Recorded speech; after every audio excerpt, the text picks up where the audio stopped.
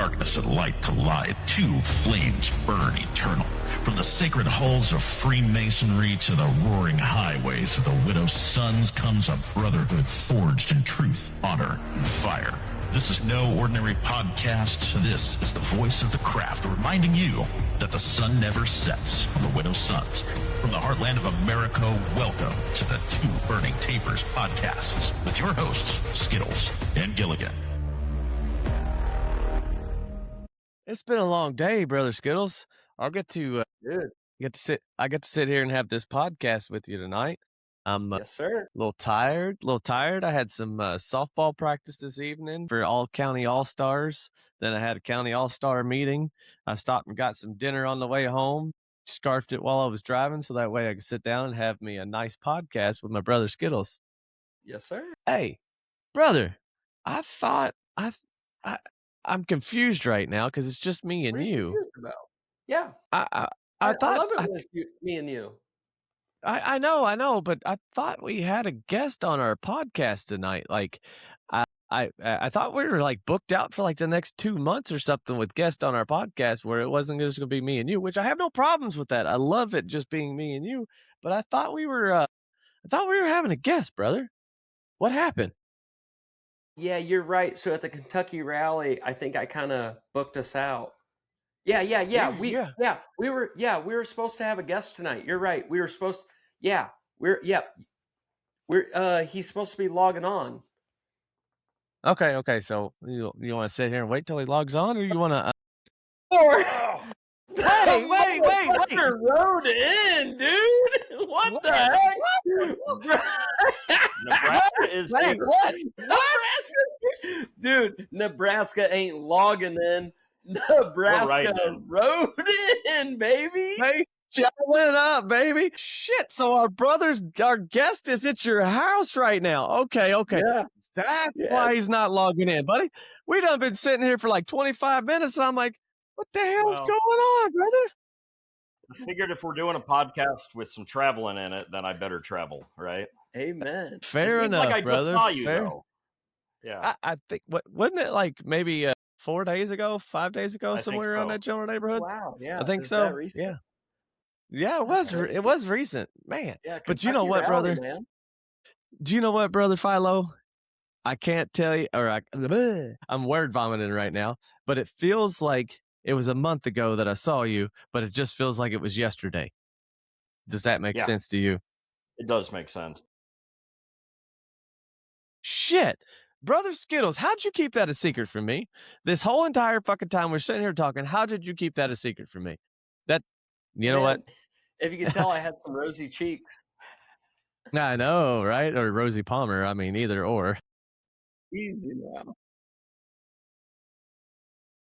But hey, well, since our guest showed up and rode in, I think he probably rode like 6,000 miles to get there, a round trip. I think he might have went to New York. He might have went to New York first, then went down to Florida, and then maybe come back over to Nebraska, and then probably went back to South Dakota, and then down to Texas to back around. I think that's how he drives. I don't know how he gets around so fast. He's fast.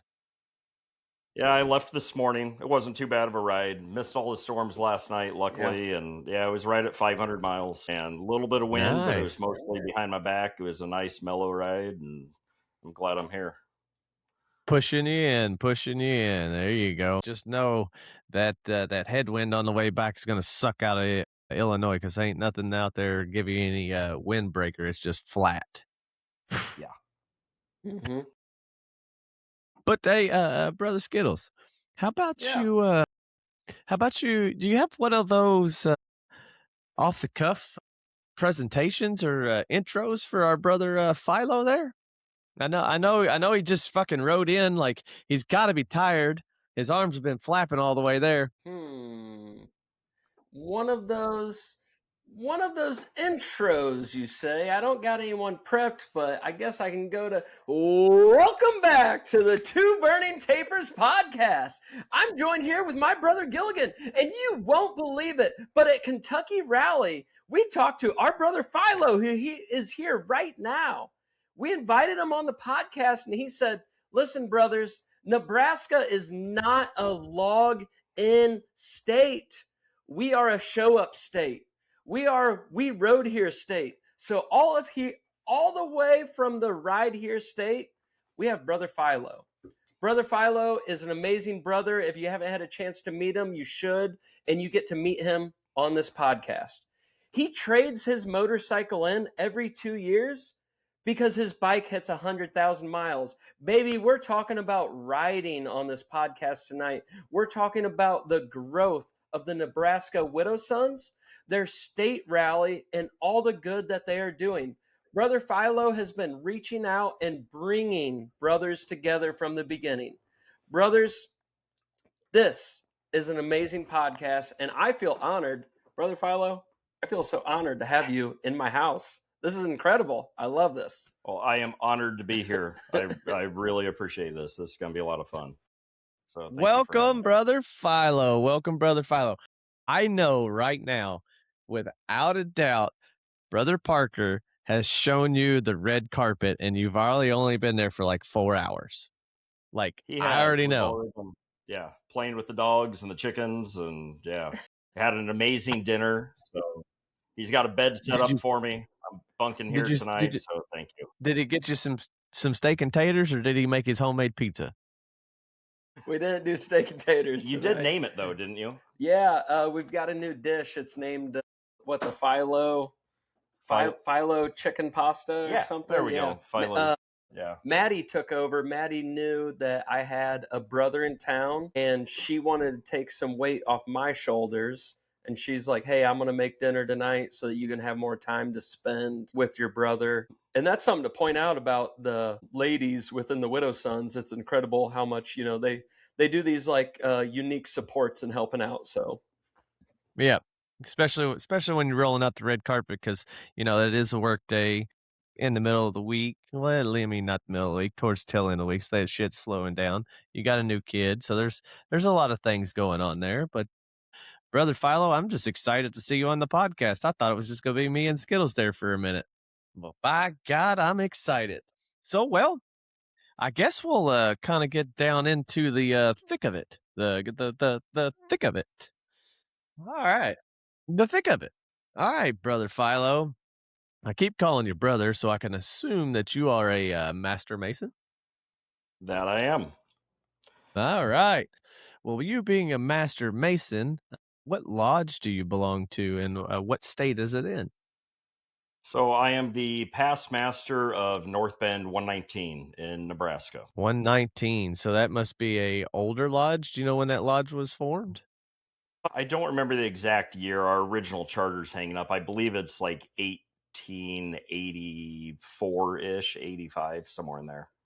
Okay, somewhere in that general neighborhood. Don't have to be specific. Or, as my wife says, there's not a word specificity, and I'm like, look it up in the dictionary. It's the act of being specific. But anyways, sorry, ran off to the left. My mind's running a little rampant today. But anyways, so past master of 119. When were you past master? When did you become master of their lodge? I believe in 2022 was my year of master. Yeah. So not too long ago. Yep. Not too long ago. Master, so yeah. Nice. Did you sit in any other chairs while you were before you became master? Yeah, I went through all the chairs. I wanted to make sure that I actually sat in every chair, and that way when I got to the east, I kind of knew what was going on, and Okay. So yeah. Okay. Did you start outside? Did you start inside? I started in the steward's chair. Okay. Started junior steward, and worked my way all the way through. Okay. And then in Nebraska, at least, I mean, the Tyler is always the past master. So then I had my year of Tyler. So yeah, no, I think that is I think that's common in Freemasonry.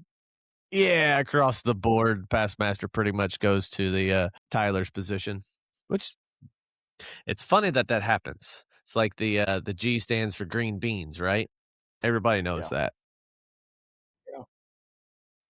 So, Brother Philo, what year did you become a master mason?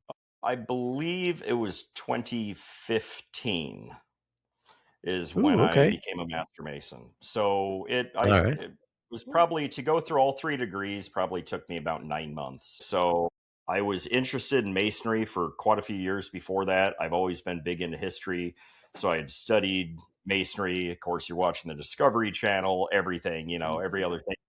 And I kind of wanted to know what's this all about. So I had a pretty good idea historically of what masonry was, but I had no idea of what the actual degree work or the lessons or any of the allegory was until I joined. And I actually had been talking with another friend of mine for probably 2 years about joining Masonry when we finally decided to join together. And we both petitioned together. We went through all 3 of our degrees together, and he is now the potentate of Tangier Shrine in Omaha. And so he went the direction of the shrine, and that's the thing I love about masonry is that everybody kind of finds their fit.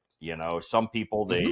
they really find their fit in the Scottish Rite or the shrine. I really found my fit in the Widow Sons, and of course Blue Lodge. I mean, you never forget your Blue Lodge. I've Right. always stayed active in Blue Lodge, but I've, that's just kind of been the trajectory that I've went on. Right. So in 2015, you became in Freemasonry. Let me ask you, in Nebraska, I'm gonna. Do you guys do long form? In Kentucky, it's called long form, where you have to learn your recapitulation of your work and then recite it back to in front of your members. Yeah, so Nebraska has went back and forth. So years before I joined, we were long form. When I joined, we were short form. Then we went back to long form, and I believe 2 years ago we went back to short form again. Okay. Of course, so I went through short form once I obviously went through the degrees. Then that was my work, to go back and learn all of my proficiency and my obligation and my degree Right. work. And All your so, work. yeah. What are your thoughts on long form and short form? I'm super interested that you've been a part of a state that has gone back and forth. Have What's the ramifications that you've seen from both short and long form? Like, has one helped, hindered? Like, I'm sure there's good in both of them, but what have Well, you I noticed? will say when I was master, we were long form, and we had probably 5 or 6 guys stuck in EA degree just Hmm. because of the long form waiting to Hmm. prove up. And there were a couple guys that never did move beyond EA, probably because of the proficiency part of it. I was always a big proponent of long form. I've probably changed my views on that a little more because I've met so many really, really solid Masons that went through short form. I've met some real, it's all in the work that you put in once you join, Hmm. and Hmm. once you're in. I mean, you get out of it what you put into it. I mean, I've met I believe New York does a 1 day Mason degree. I believe there's some states that do. I've met some one Hmm. day Masons that went back and did all of their work and did the proficiency and learned their obligation and are some of the absolute best masons I know. So I don't Right. think being long form or short form really affects the quality of the brother. It's all in the work you put in once you're in lodge. And sometimes maybe being short form gets your foot in the door. I don't want to say easier because nothing is supposed to be easy, Right. It's supposed to but be earned yeah, but it gets you in there to actually, be able to learn more and and be a part of the body. exactly. Exactly. And and if you're doing what you're supposed to do, you're going to, you know, learn your proficiency and learn your obligation, whether it's, to prove up or it's on your own volition. So, Right. I was gonna say I have been to some degree work or I'll say it, some degree work where I've seen the recapitulation given in front of the candidate, and they go through everything before the obligation, skip the obligation, and then go through everything afterwards. And I'm like, everything you're saying before and after is just kind of your degree yep, work. The yep, important part of all of that is the dead smack middle obligation, because that's what means something, because it's something not between me and you guys. It's something between me and the man upstairs, or the my supreme being, who who I look up to and take all my light and guidance. That obligation is between me and him to make myself a better person, to hold myself accountable for things. So I think if we are going to do a short form, I think forget all the things on the outside, because that's things you can sit in your lodge and go to a degree and watch, and that's going to get burned in your memory, and you're just gonna be like, okay, okay. But the most important, in my opinion, is that obligation, because that's something we all share, and it's all something that we have to have the same viewpoint on. Does that And make that's sense? one thing that I learned, how I really learned a lot of the degree work was going to degrees. Anytime we were Correct. putting on a degree, I was there. I would participate where I could. And after you hear that time and time again, you're sitting there on the sideline mouthing the words. I mean, because originally when you're in there, it's daunting. You're like, I'm supposed to memorize all of this, but you sit in it enough and it just becomes part of your nature. And the other thing I'll say on proficiency, just a question to throw out there, is who is really more proficient? The guy that memorizes everything word perfect and can recite it word perfect but doesn't understand what any of it means, or the guy that maybe stumbles, doesn't quite have everything perfect, but they actually understand what they went through, what everything represents. They can describe, the entire process and what it actually Mhm, means. I mean, to me, that is mhm. more proficient, because there's a lot of Right, younger, I mean, and it depends on the age group coming into lodge. I mean, we'll have, 20-year-old, guys that come in that they can memorize everything word perfect. But if you ask them what right. anything represents, they don't really know. Or then we have some older members that maybe can't, memorize word for word, but they understand what everything means, if that makes sense. Yeah, Right. that's No, interesting. Are you proficient in your degree work, Hmm. meaning your words? And then are you also proficient in your actions? Yeah. And which mhm. one would you really call proficient? I would call the understanding of what you went through being more proficient than just memorizing words. That's interesting. Right. So, Well, that's one thing when I was graduating high school, I took the ASVAB multiple times to try to get in the military. I didn't get a high enough score, in the reading and writing part of it, but I was above par on any of our math, arithmetic, or excuse me, the math or science or mechanical parts of it. And I waited on a waiver forever, so I just went ahead and became a mechanic for life. But it was one of those things. It's like, okay, would you take somebody that can read a book and can take that book and read it efficiently, but not understand how to apply it to real life in that stage? How same scenario right here. You can read the book, but if you don't know what's inside the book and how to read through it and understand what it means and apply it to your life, you're not going to be able to understand it. So I agree with you on that. That's awesome. I lost my whole train of thought there. I had a good question to ask you too. Fucking Philo, you're blowing me. You're blowing me away because you showed up for the podcast. I'm used to seeing the dude, candidate. I'm used to isn't seeing you this on the other crazy, side. dude? Yeah. The, the Nebraska Widow Sons, man, they're a different breed, dude. Right. All right. Kick me back off. Remind me where we were just at there for a second. We were talking about the. Well, Uh, so I think we're going to go next into, so you've been a worshipful master, you've gone through your lodge, you've grown your lodge, you've been a part of that. We went into short form and long form. Maybe next mhm. was in this whole time of when the yeah, go ahead. I was gonna say my brain kicked back in. I was going to tell the lodges or the blue lodges a way to help their candidates understand the work. Maybe walk them through the process while they're reading or while you're giving your repiculation back and forth. Start from the beginning and walk through the process and do it and say it at the same time, so you have the physical reading plus the physical going through it, and it might help solidify the understanding of what the point of it is. So just Yes. throwing that out there for you Blue No, Lodge thank you. guys. So, Gilligan, you did that for me, and I just I just feel the need to like reword that or say like what I do in that aspect when I'm bringing somebody through Lodge. In Illinois, they have the option to do short form or long form. And I tell them, hey, you're doing long form. And they get all nervous. And then I go, well, hey, let's go to the door and let's make the knocks. And I sit there and go through the catechism. I'm like, all right, we go here. Now we go here. Now we go to the altar. Da da da da da da da da.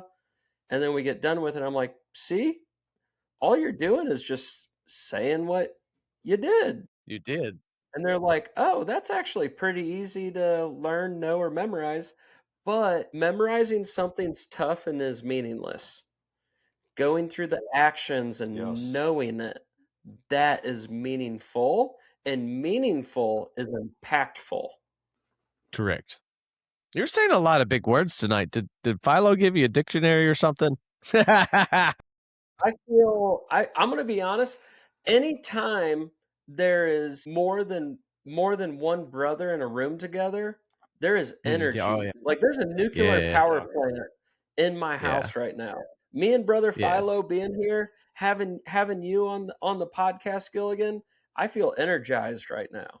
And there are spectacular words coming out of my mouth. We've already had like 4 hours of conversation too. So. Yeah. I've been preheated is what's going on. So you're pre-gamed. You preheated yourself. There we go. In more than one way. So 2015 is when you became a Freemason. Let me ask you, do you have anybody that brought you into Freemasonry, or do you have family members that were Freemasonry? I know you said you got into history. I'm a history buff myself, so I think that's another reason why I like Freemasonry. What sparked that interest other than just because I guess seeing it on TV, right? Yeah, well, I will say, so there was not a specific individual that approached me, and asked me to come to Lodge. I mean, it's be one, ask one, right? So, right. We had to petition our own Lodge. But it was, my friend and I had talked about it for probably 2 years about joining, and we finally, we both lived close to North Bend Lodge, and we started kind of talking to people, and we knew half the members that were already in there. We just didn't realize they were Masons. But really, for a lot of years, I started realizing that a lot of the most influential people in my life, a lot of the people that I really looked up to, people that I really respected, their values, their character, their morals, were all Freemasons. And that really stood out to me. I mean, just a lot of people. I mean, since I was a child growing up, and I started kind of putting it together, and it's like, well, I respect this person, and that they're all Freemasons. That's the one thread they all had in common. And I would say I probably had a lot of the values that we really hold in Freemasonry. I had a lot of those coming into Freemasonry, and I think that's what really drew me to it. I mean, I was always put a lot of emphasis on integrity, keeping my word, honesty, charity. I always had those in me, and those were always, I mean, a big part of my life. And I guess I was looking for a group of people that shared those same values, and that is really tough to find. I always felt like, I was always the last person holding my word. I mean, everyone else, their word didn't mean anything, Right. I was always the last man standing.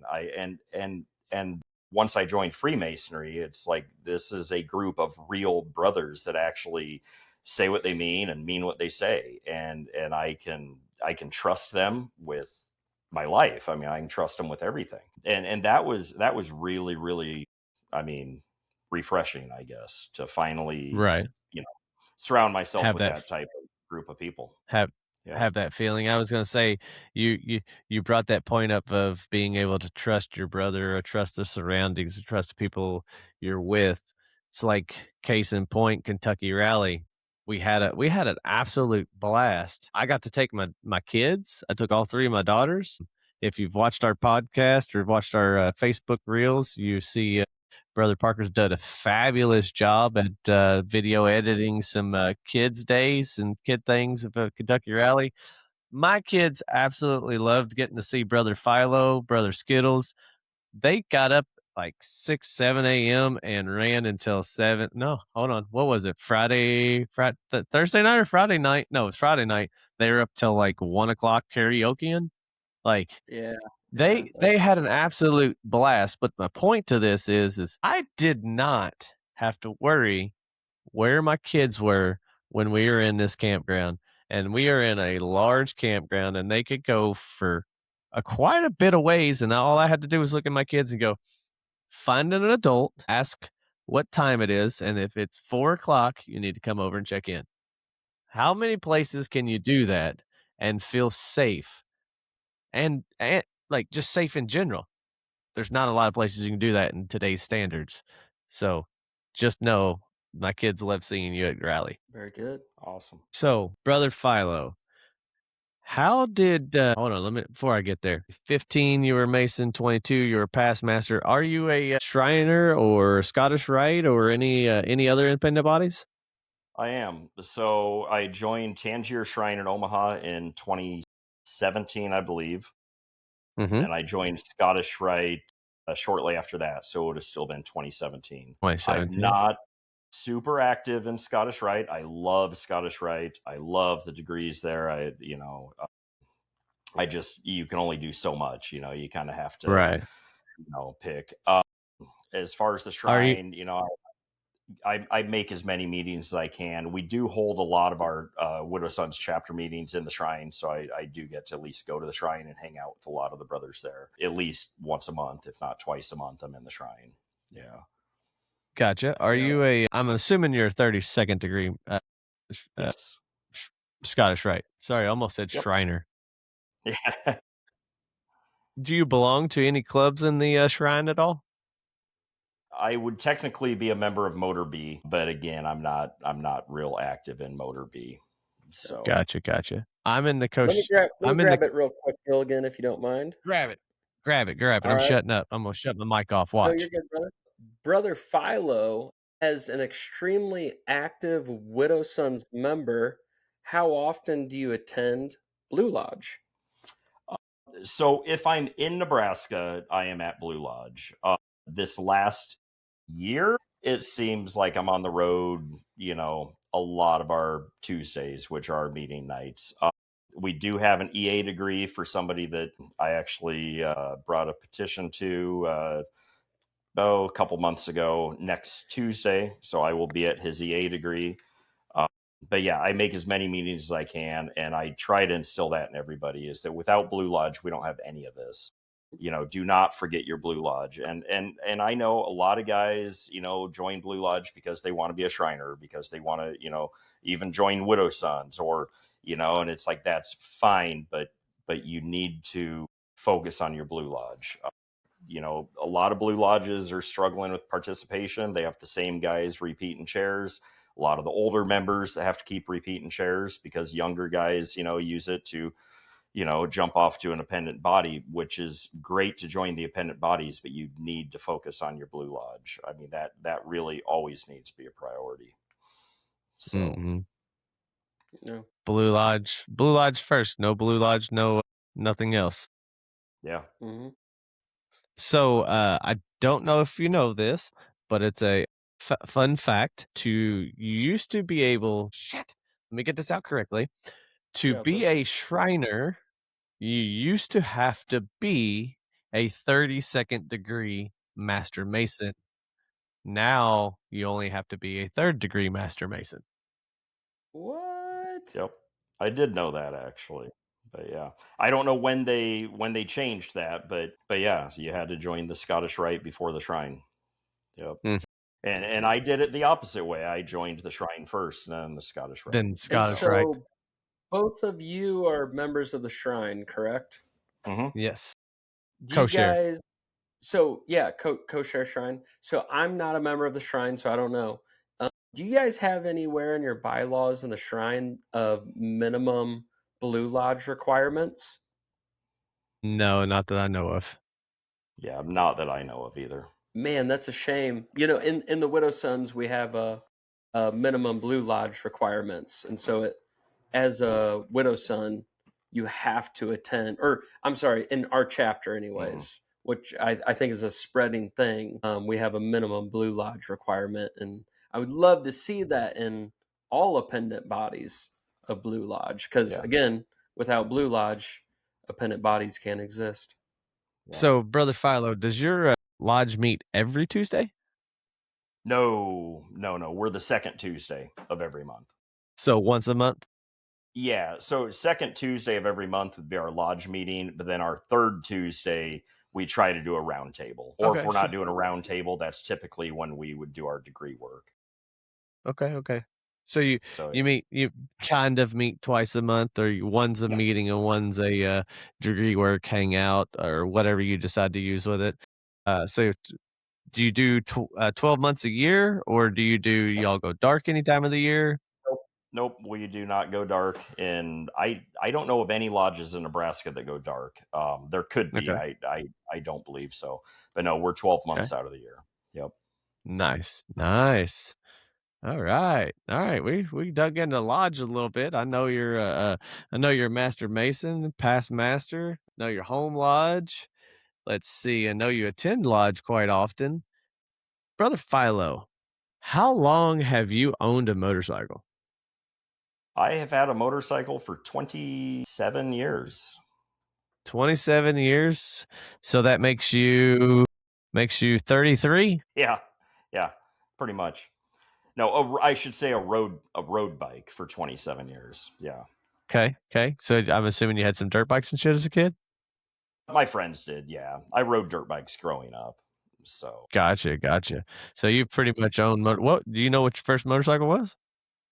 yeah, I actually bought it from my high school shop teacher. It was a 1985 Honda Shadow 550. Yeah. So that was, and to me, I mean, I was 125 pounds, when I was 16. That was a big bike to me, going from a dirt bike to my Honda Shadow. Yeah. No, what year was your senior year of high school? 2000. 2000. All right. So you got me off on the court. So let me think here. So we're doing math, everybody. I don't know. My math said 27 years, but we could get out a calculator. So hey, no, it doesn't have to be close. You got me by a year. I graduated in 01, sir. So we're close there, bud. Close. Yeah. So you've owned a motorcycle for quite a long time, and since you joined free since 98. I got you. So someone can do the math. All right. Let's see. So in 2015, you found Freemasonry. 2022, you became a past master. How did you find the Widow Sons, or how did the Widow Sons find you? I don't want to know that story. So I was interested in Widow Sons before Widow Sons existed in Nebraska. So Nebraska was chartered in 2020. So before that, Kobe. Yeah. So for several years, I was a member of another MRA, Masonic Writing Association, members of the Sons of Liberty down in Florida. I lived down in Florida part of the year, and so that was, I spent years with the Sons of Liberty, and then from there I ended up going over. So I just came over to the Widow Sons about 3 years ago. Nice. Okay. So 2023. Yeah. Shout out to the Sons of Liberty, man. Yeah. Love to hear and see from you guys. Yes. So how did you find the Widow Sons? Was it just something that you saw them in your area in Nebraska, or no, not Nebraska, but in Florida, or how did the Widow Sons find you? Yeah. So I had always known about the Widow Sons. I knew at the time when I was really searching that they did not exist in Nebraska. I did not know that Widow Sons had been chartered in Nebraska. I was actually on a ride with Motor B out of the shrine, and a couple members of Motor B they said, well, we're Widow Sons. I said, well, I didn't think Widow Sons existed in Nebraska. And oh no, we got, chartered, a couple years ago, 2-3 years ago. And so I got a petition, joined Widow Sons then. So okay, what chapter you out of? So I am the president of the Keepers of the Word chapter in Omaha, Nebraska, and then I am now the vice president of the state of Nebraska for Widow Sons. And well, congratulations. When did that happen? yeah, That happened in March. So we started our first. We just went over President's to having Council. President's Council. So we got all the bylaws and got that in March, and I was nominated for the vice president, and so I was honored for that. And yeah, yep. Congratulations there, sir. Yeah, Congratulations. we also just officially added our 4th chapter in Nebraska in March, and yeah, Nebraska's growing. We've got quite a few guys in journeyman in all the chapters actually right now, and yeah, we're trying to put Nebraska on the map. So Nice. So you were you owned a motorcycle. You always been a motorcyclist before you found Freemasonry, and then you became a widow son. So that's yeah, fucking perfect. Fucking perfect. Always like to ask everybody's if they've owned a motorcycle before they found Freemasonry, or if they found Freemasonry first, then owned a motorcycle, and then found the Widow Sons. Because I just like to see sometimes there's different mindsets of how things are how things are conducted, or how bylaws are changed. So just I like to ask those questions. Let's see, Brother Skittles, you got a question for him? let me see here. So we went over his. What have you appreciated most about the Widow Sons? the brotherhood for Yeah. sure. So like I mean, I honestly think Widow Sons are doing what Freemasonry was probably doing 200 years ago. I mean, the brotherhood in Widow Sons is just unbelievable. And like I tell people, when I joined Freemasonry, absolutely loved it because I've always traveled a lot, and I could travel anywhere, and I would meet another brother on a handshake, and it was like we were 3 years into a friendship. When I joined Right. Widow Sons, we meet on a hug, and it is like we're 15 years Mhm. into a friendship. I mean, traveling across the country, I rarely stay in a hotel anymore. I mean, there are brothers in every single state. I will put out a post, hey, I'm traveling from Nebraska to Florida, and Yeah. I will have 20 messages from brothers, hey, if you're passing through my area, stay the night at my place or stay the night at my house. And I just love that because that's where the brotherhood really happens. I mean, it's fun to hang out with brothers at meetings. It's fun to hang out with brothers at rallies, but hanging out with brothers outside of rallies and just having an evening at their house, spending time with their family, socializing. I mean, that is just where the bonds are really made. And I mean, I've stayed with Bookout traveling through Georgia. I've stayed with Chico traveling through Mississippi. I've stayed with Gangley in Arkansas. I mean, I've got brothers in every state that I've stayed with, and they open their house up to me. Just like you today. I messaged I was on my way. You said my house is unlocked, make yourself at home. That's the level of trust and the level of just brotherhood that we have. And I'm the same way. I've had brothers passing through, and I mean, even to our house in Florida, you need a place to stay. I'm not there, but here's the code to my house. Yeah. I mean, where else are you going to find that level of brotherhood? Well, yeah. And to add to that, so like leading up to this podcast, we knew Brother Philo was coming here. So at the Kentucky rally, Brother Philo was going to ride out to my house and do this podcast. And I was telling my wife, hey, I got a brother. He's going to come stay the night. And she's like, a brother? Is he a widow son? And I said, yes. And she said, oh, okay. And then she never asked another question. That's all she needed to hear. She was like, oh, he's a widow son? Okay. I'm not worried whatsoever. To add to that, me and Brother Philo had a lot of conversations before this podcast. To add on to this, you had a pretty funny story you were telling me about how you might have stayed somewhere you shouldn't have stayed. Yeah, that Will was you share funny. that story? Yeah, so about a month ago, we were at the Oklahoma rally, and we, if we have a cabin somewhere, we're always sharing with someone. Just last week, we shared with Izzy in Kentucky. The week before, we shared with Bookout in Arkansas. So we were at the Oklahoma rally. We're sharing a cabin with Skidmark. So we're talking to him, and he said, "Okay, yep, I'm in cabin number 3." And whenever you get back there, my truck's going to be parked out front. It says Skidmark on the license plate, and whatever. So my lady and I, we stayed down the road with some brothers, till probably midnight, 1 a.m. We come rolling back in there, and she's like, "Where are we going?" I'm like, "Well, we're looking for Skidmark's truck. That's where our cabin is." So we come rolling up and we park right behind Skidmark's truck, and all right, here's our cabin. And we go inside and we're like, Skidmark's not here, and she's like, well, he must still be hanging out with brothers. So we just got in the bed and went to sleep. About 5 a.m. I woke up. I had to step outside to pee, and I'm standing outside peeing, and all of a sudden I look up and I'm like, that's a 4. We're in cabin number 4. We're in the wrong cabin here. And so I went back inside and I woke her up. I said, Cookie, we're in the wrong cabin. We're supposed to be in cabin number, 3, and we're in cabin number 4. And she just went back to bed.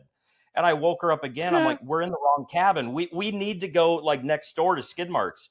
And she's like, well, this is just going to be another brother's cabin. No one cares. We're all, you're all widow sons. And I'm like, all right. So she laid in bed until 7:30, and I couldn't go back to sleep because the whole time I'm like, we're in someone else's cabin. What if someone comes walking through the door? So I laid there awake, the rest of the night. And yeah, she's just sleeping. It's like, we're in another widow son's cabin. They would understand.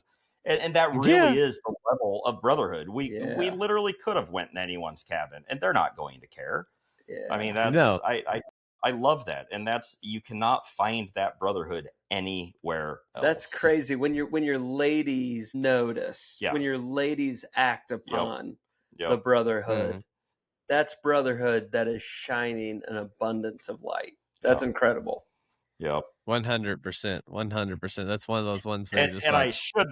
Because I've not mentioned Cookie yet, but so Cookie is my fiance, and we'll get to it. We're getting married September 10th. But yeah, I definitely need to give a shout out to Cookie. We cannot have this conversation without talking about my beautiful lady. Yeah, so.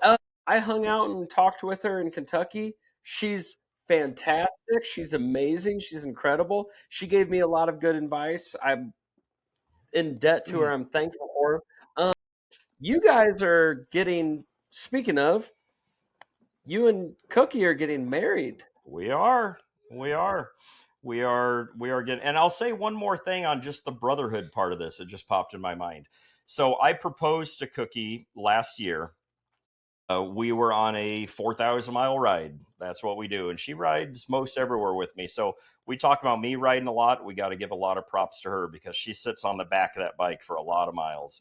But we were on a 4,000-mile, 10-day trip. The trip ended in Ohio, but we were. I had the ring with me the whole time, trying to find a perfect spot to propose, and I love the Black Hills, so I ended up proposing to her at Sylvan Lake in the Black Hills. You ever been there? Beautiful place. I had to coax her to crawl out on some rocks, and I proposed to her there.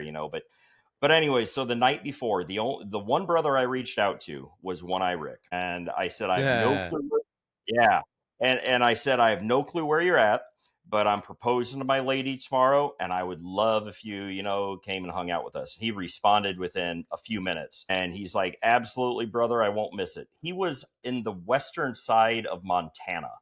He hopped on his bike and rode 600 miles just to be with us at the proposal.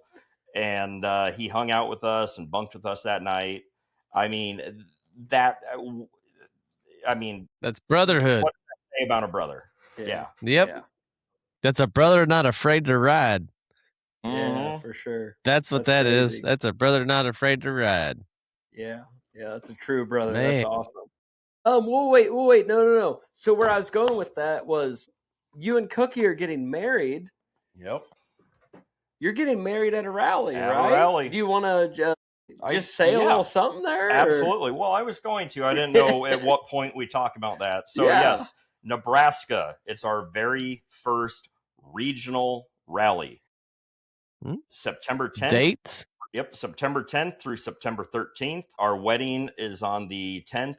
That's a Thursday at 6 p.m. So encouraging all widow sons to come to regional. It's going to be a great event. Like I said, we're kicking it off with our wedding. We're going to have obviously food trucks and vendors, tattoo artists. We're doing a Grandmaster ride on Saturday. We've got a really special Nebraska branding planned. Probably going to be a branding like you've never seen, I would say. So, yeah. it's going to be something you don't want to miss. So everyone, I ain't missing it. Yeah, please Probably will. pre-register, get online. Yeah, Link and below. Link below. link yeah, in the yeah, description. we'll put a link below. Yeah. Yeah, you can put a link have on it there. on there. But yeah, we got a jot form registration. Get registered. I'm hoping to see as many brothers as possible there, not just for our wedding, but for the rally. Mhm. It's going to be a great time. So did you say it's your first rally? Nebraska's first rally? No, not Nebraska's. the first time we've had regional rally. Regional. Yes. Okay, regional. There we go. There we Yep. go. Okay, cool. The first regional rally in Nebraska. So Nice. yep. Yeah, it's going to be awesome. Hell yeah. September 10th through the 13th. Go be there at Brother Philo's wedding. If you ride, you better ride all the way there. What's some if I'm on the way to your place in that time of the year, what is something that I should probably be aware of like to be prepared on the road coming your way? September in Nebraska is not, you never know. It's Nebraska. It could still be really hot, but typically September it's cooling down a little bit. So we're probably going to be in the 70s. It should be really nice, comfortable weather. But you know what? Sometimes in September it's still in the 90s. You never know, but it'll be plenty warm. So yeah, no snow. Hopefully not. No. All right. No. Just asking. No, Okay. you're good rolling to Nebraska in September. And anymore, Nebraska winters are so short. I mean, it seems like they don't start till January. I mean, I'm still riding in November every year. So that's I was saying that to somebody the other day is like I feel the season had went from like it used to be like August, then September you were cold, September, November, December, then January it started warming up, and then bang bang bang bang. Now it's the opposite. It's like January, February, March, April is snow, and then you get into all right, then you get into October and it's still fucking 90 degrees. What global warming? I'm leaving it up to that. And I'm dropping it at that. Global warming. I feel like our real winters are about 3 weeks long anymore. I mean, February would be our bad month typically. So okay, I just wanted to know what to pack in the side saddle so that way I don't get lost or stuck on the side of the road on the way. Brother Philo, I'm gonna break your elevator right now. I'm gonna trap you. I'm trapping you in an elevator right now. Cut the cable. You're stuck. You're stuck between floor 1 and floor 2. I see that you have a square and compass on your vest, and it says Widow Sons on the back of that. What does that mean? What is that to you? What is Widow Sons to me? Or Freemasonry? What is that? I don't understand. I don't know what any of that means. So Freemasonry would be the world's oldest organization that teaches a lot of lessons and moral principles through allegory and symbolism. Teaches to a lot of it is about self-improvement, about making good men better. Obviously we do a lot of good works, we take care of widows and orphans, but a lot of it is self-improvement, trying to, we're all rough ashlers. We're trying to smooth our edges and become better men, better fathers, better husbands, better members of society, and take care of community along in the process. As far as Widow Sons, I mean, I live, breathe, and bleed Widow Sons. I mean, it is the absolute it is the best organization I've ever joined. The brotherhood, like we talked about, is, just absolute the best. I can't say, words don't do justice to what, Widow Sons means to me. I mean, it's really, it's something that's in here, it's in our hearts. It's hard to even describe unless you experience it. Same with Masonry. Unless you experience it, you'll never understand just through words. There's not a day that goes by that I don't use Masonry in everyday life. There's not a decision I make that Masonry does not have a part in. It's yeah, you use it as a guide and rule for every day. I mean, we are taught as Masons to stand upright and to rule and guide our day with an equal I know I'm gonna fuck that word up. Equal liberties or no? Damn it! I'm messing it all Equilibrium. up. Yeah, No, you're that's doing the great. thing. That's that thing that keeps you from falling. It's in Equilibrium. there. There you go. Thank you. Damn it! I knew the big words were on y'all's side, not on mine, because I'm in Kentucky. Y'all are in Illinois. Y'all got the smarter people over there, I guess. Just kidding. Just kidding. So something I've been thinking about or wondering, like, why is it that the widow sons make such great masons? And like something I was wondering about, is it because like guys in Freemasonry have such a hard time driving 15 minutes to Blue Lodge, Mm-hmm. but in the widow Mm-hmm. sons we have no problem riding 500 6.5 miles. hours. Yeah, yeah, Yeah. yeah, for an event or a thing. And like something I've thought about is like when you do 6.5 hours to somewhere, you worked really hard for it, and it's like you've earned it more. And I Mm-hmm. know you've like you coming here today, I care a lot about it because you worked really hard for it. Yeah, I mean, I would say, Freemasonry, we all share, just in Freemasonry, we share a lot of the same values and principles, right? We all have some common bonds that hold us together in Freemasonry. With this is just one thing. Widow Sons, we share all those same bonds. We're adding another bond, which is a love for motorcycles, right? Right. And So, riding. and writing. Yeah. And you're taking Freemasonry and you're adding another layer to it. You're adding another level. As far as the brotherhood being, as tight as it is in Widow Sons, I don't know if I have a really good answer of why. I mean, other than, we all share like I said, the principles of masonry anyways, and then we're adding on top of that. So we share even more in common.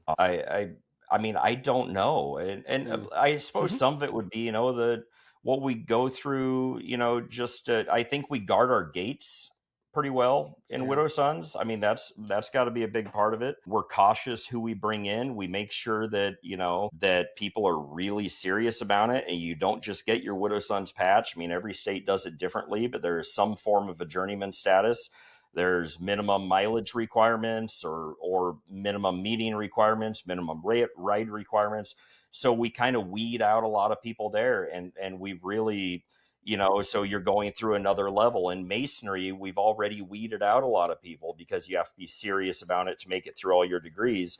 And then when you go to Widow Sons, we're weeding out even more because you have to be, really serious to actually make it through your journeyman status to become patched. And then beyond that, we're going through another process to be branded. And so I think we're just kind of stacking levels on there. And by the time we do that, we end up with just such quality of masons. And that's what I want people to understand too, is that, a lot of people, that don't understand Widow Sons might just, see us as a bunch of bikers or guys on motorcycle. We are really solid masons. I mean, some of the absolute most proficient, most dedicated masons I know are Widow Sons. Yep. And Degree work wise, all of it. Absolutely. Showing up for lodge. Yeah. Being there for the brother. Everything, Yes. like you said in the very beginning, this is what Freemasonry was doing 200 years ago. Yeah. And I will give you one more example. So I was in a really bad motorcycle accident 3 weeks ago. And I'm doing really good. I broke a vertebrae and was bruised and banged up, but I was back on my bike as soon as I could start turning my head again, which took about a week, and some meds and whatever. But I posted, that I was in a motorcycle accident. I can count on one hand the number of guys, not Widow Sons, that contacted me. Widow Sons, I had hundreds and hundreds of brothers message me. I had brothers from California, Washington, Florida offering to come to Nebraska, drop what they were doing to come to Nebraska. I mean, this makes me emotional talking about it. Literally, guys from other states have jobs, they have families, they have everything. They're willing to drop everything they had because I was in an accident to come help me. Hundreds of text messages. I still have a lot of brothers messaging me every day. How are you feeling? How is everything? Do you need anything? And outside of Widow Sons, I can count on one hand how many people reached out. I mean, that is the level of brotherhood that I want people to understand what we have here. Yeah. Yeah. Yeah. So And that's not to knock no, it's not anything else, but it's just to say the concentration or, me and you were talking a lot earlier of like, man, why is it that the Widow Son cultivates such strong, enthusiastic Masons? And I feel like this is like, Gilligan, I think we could do like a 1-year series on that question. Like, what is it? Because I don't think any of us know the answer. I bet that's a question we could walk around to at a rally and ask every person, and it's going to be different. Well, and I think we need to, because I think we're all starting to, like, maybe with this podcast we are wondering, like, the Widow Sons, we do have this something special. Like, it was so fun. I was telling Philo about how I found Freemasonry about Gilligan. Like, I realized Gilligan had Christianity and Jesus in him, but he had something special, and I wanted it, and it turned out to be Freemasonry. And I feel this same feeling when I'm thinking about, man, the Widow Sons has this special thing that we are cultivating: enthusiastic, purposeful, concentrated Masons. What is that thing? And I think we could spend a year trying to a find series, trying to figure out what is it that's actually causing that. But whatever it is, it doesn't matter because it's working. It is, right? Yeah, it's working. If it ain't broke, don't fix it. Exactly. Yep. Yeah. But the problem is two of us are fixers. Me and Gilligan are mechanics. Yeah. That's what we do for a living, so we fix it. Like, so there's nothing for us to fix, though. Yeah, it ain't broke. Anyways, it ain't broke. It ain't broke. I know what's wrong with it. It ain't got no gas in it. Yeah. It ain't got no gas in it. Well, hell yeah, buddy.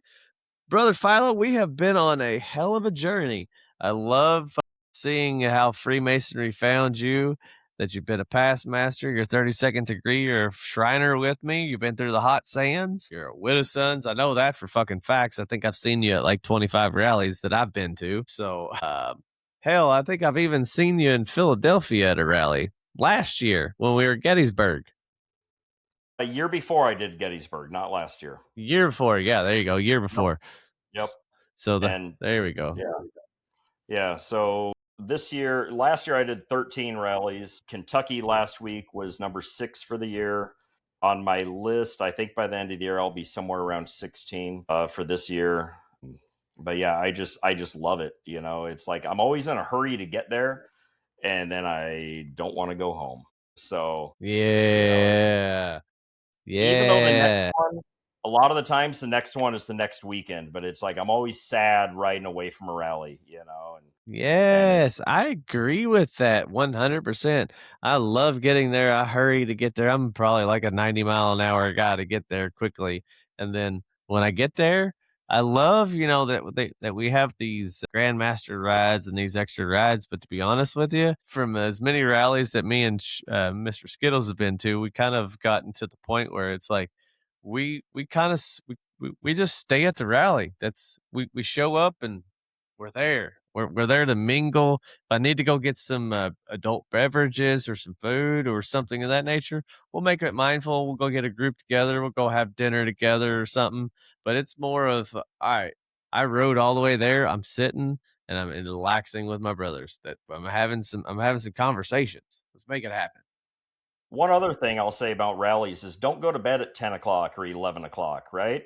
I mean, how many times have us three been walking around a campground, you're dragging your speaker at 2 a.m. Everyone's telling you to turn it down. Yeah. But I mean, going from one camper to another. And I mean, it's hard for me to go to bed at a rally because I don't want to miss any fun. And I will be out there till 4 in the morning or 5 in the morning until the last guy goes to bed. And it's like, all right, I'll get a couple hours of sleep and do it again tomorrow.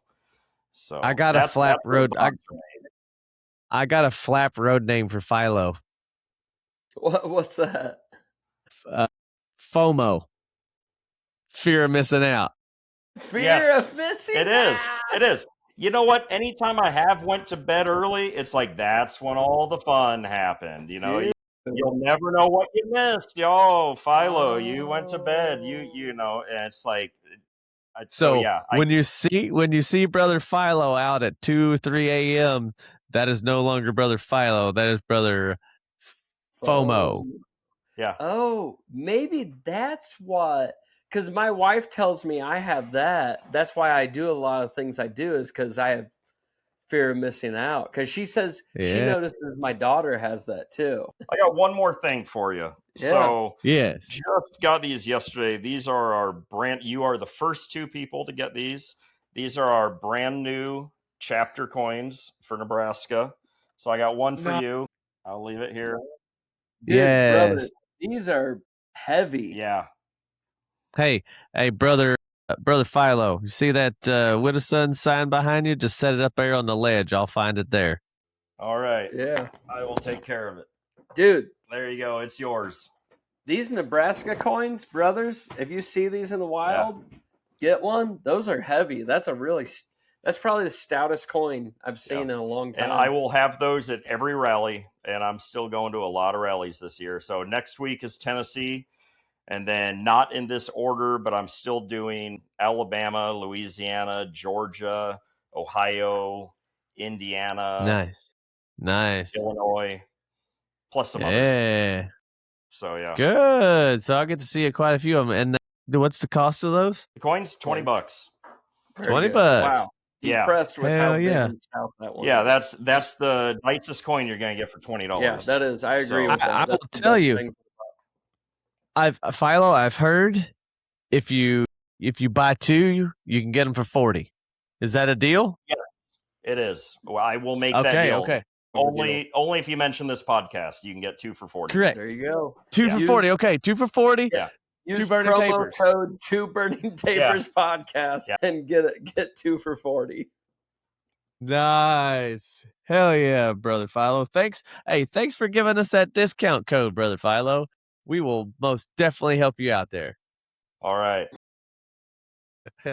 Brother Gilligan, I know it's getting late, brother, but I feel like we needed to lightly touch base on. We all just got back from Kentucky rally. Yeah. Yes. That was a fantastic rally. The branding was amazing. It was incredible. Brother Beardy was like in there like swimwear. Oh, did you get a little brand? He was the goat. I got Beardy's brand. Brother Philo got brothers. For y'all who don't know, Brother Beardy, we can debate history all you want, but man, he was very impactful in a lot of the writings of the Widow Sons and what we do and why we do it and how we do it. And so it was incredible to see Brother Beardy performing with ritual and being at the branding. But the other one was Brother Gilligan.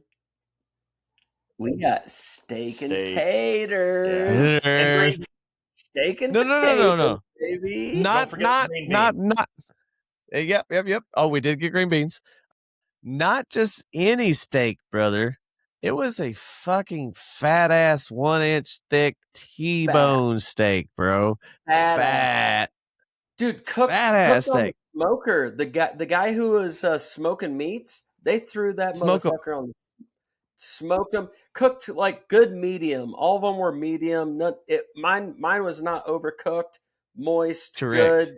I was happy with that. Dude, my potato was cooked all the way through. Hey, he had good ribs all weekend too. Like that was a fantastic rally. Like I said in the beginning, my kids had a fantastic time. I got to see all my brothers.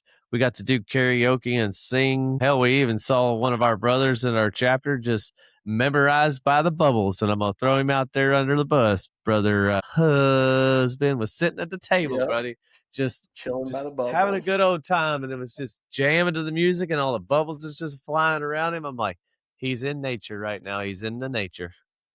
Yep, that was a fun rally, man. That was a really good rally, and The other thing I want to point out about that was, dude, that rally, I showed up. I forgot to pre-register. Shame on me. I paid $75. I got to attend an iconic badass rally, and they fed me 2 days. awesome. Yeah, they fed me 2 days because they did hot dogs and whatever the other night, and then they gave me a fat ass steak and potato dinner. That rally is the best bang for your buck. I was very happy with that. Yeah, I had a blast at the Kentucky rally. And talking about food, have you guys had the pork chops at the Ohio rally before? Yes, I'm looking forward to it. I mean, literally, you have to have two hands on the plate. They're like 2 inches thick. I mean, you can't finish the thing. So, yeah, I'll meet you in Ohio, brother. I will meet you in Ohio, and we'll have those same pork chops. Okay. But I know we're getting late in the podcast. Yes, sir. Brother Skittles, you got anything else for Brother Philo before we jump out of here? Brother Philo, how many miles do you put on your motorcycle per year? Last year I did 51,000, and this year my goal is to, beat that if I can. So if I can hit 52,000, I'll be good. I was down, a little bit from my motorcycle accident, and I'm on my backup bike right now. My new bike comes in, and well, it should be ready in a week. But so I probably missed a few miles there, but I'm hoping to get over 50,000 this year again. Yeah. What'd you get? Same bike, 26 Road Glide Limited. But then they've, I do the 2-into-1 exhaust and the air intake and the stereo with the 6 speakers and speakers in the lowers. And yeah, so they got to put all that together. The bike actually shows up tomorrow, but it'll probably take them a week to get all my little things on it. What I love about Philo is me and him were talking about big bore kits and going crazy aftermarket and this or that. And he's like, yeah, I used to do that, but the problem is like the lifters or the this or that, they only from S&S, they have to get replaced every 50,000 miles. So for me, that's once every 10 months, I have to put it under the needle. That doesn't work for me. That's a sign of a true biker, dude. So Gilligan, I know me and you have talked about like some other people where we're like, oh man, hey, that's only going to last 1,000 miles. And to me and you, that's like, hey, that's only going to last a month. Where Brother Philo's over here like 50,000 miles. Well, that only lasts like 8 to 10 months. So that's not acceptable. You're right. Here, I'm gonna do a hybrid there. I did 50,000 miles on my bike before I did the big bore kit, so I'm gonna do 50,000 miles on the big bore kit and then get a new one. There you go. Very good. But I ain't got 50,000 miles a year on mine. That I can't do that. I can't do that one. But Gilligan, one last thing I got to just like spread and share to the brothers is, hey, every widow son's out there, no matter what, let's all remember we spread and preach we're Blue Lodge first. So if you're a widow son, just remember the widow son standing next to you, the widow son, the state next to you, that's your brother. That's your Blue Lodge brother. And in darkness as well as light. So no matter what's going on, you should be able to recognize one another in the darkness as well as the light. So put out a handshake there, brother. Let's meet on the level.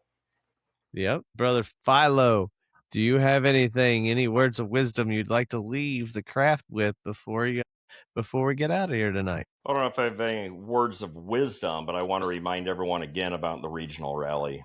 So, and yeah, we're getting married September 10th. I would love every brother that can be there to please attend, and it's going to be worth your while. So, yeah. I say mine and my wife's anniversary date is September 17th. So we're just 7 days apart there, buddy. Nice. Yep. All right, Brother Gilligan, what do you got for us before we get out of here? Only thing I got to say is It is a fantastic day when we get to dwell with the three of us. The two of us is the tapers. We add the third, which brings the light together and allows us to use this platform to be able to talk to everyone. I just enjoy that, and I enjoy get to see Brother Philo. I think maybe Brother Philo, first time I actually got to meet you for the first time was in Gettysburg, Philadelphia. So it's been a couple years. I've got to see you through a bunch of rallies. I can't wait to see you at Ohio, Indiana, Illinois, some of the other rallies I may not be able to get to. But, brother, thanks for surprising me and actually being on the podcast live, per se. And let's go have a great night. That's all I got, brother. Anytime. Thank you. Love it, brother. All righty, brothers. Well, hey, I love you guys. Love you too. All right. See ya. Peace out.